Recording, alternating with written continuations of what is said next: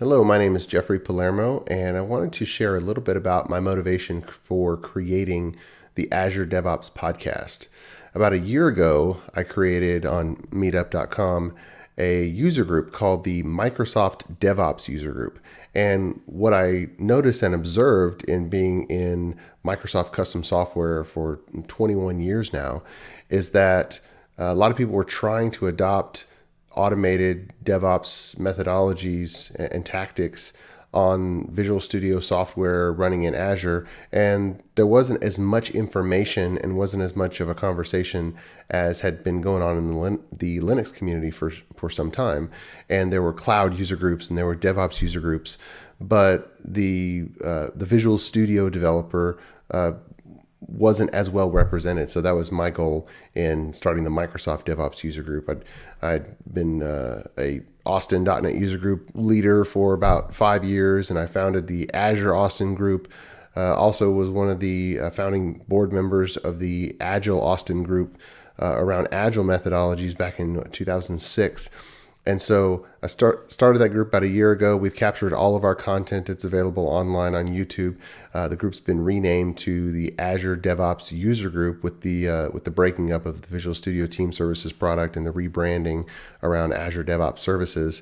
And I decided to start a audio podcast because the audio format can be quite compelling. And whether it's the commute to or from work, it's pretty easy to tap into a deep expert on a particular relevant topic in the DevOps space and get some really good information and get that information shared out. So I've been doing that, and you can check out past episodes on the website. If you go to azuredevops.show, it'll redirect to this website here. It's something easy to remember, and then you can look at past episodes. And if it's in any of the podcast directories, if you're looking somewhere and it's not there, let me know, and I'll make sure that it gets in the podcast directory that you listen to. But of course, iTunes, Google Play, and all the other common ones. There's about 8 of them that we're listed in, and I hope it helps.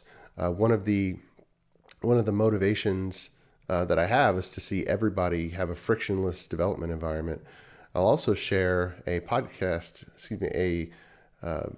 post that I did applying 4+1 architecture blueprints to continuous delivery, and you can find it on my blog at jeffreypalermo.com. And also there's a poster of a pretty generic 4+1 architecture blueprint for a development pipeline. And you can see the DevOps infinity sign where you have the 7 different areas of DevOps and how they all play out. This is the logical layer here. You can see Azure DevOps Services and then Octopus Deploy in the mix. The process layer, how it interfaces with the branching and the sequencing of environments. The physical layer for where things are deployed and what tools. And then the development layer for things that are in the mix. For instance, Independent, Redgate tools, Azure, of course, different parts of Octopus Deploy. And so that may be a resource.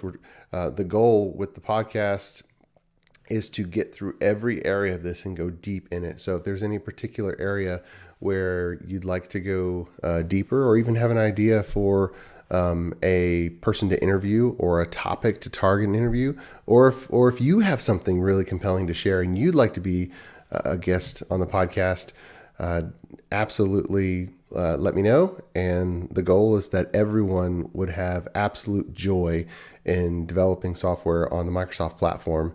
And that means being able to move fast and put out high quality, stable software. Thanks for listening.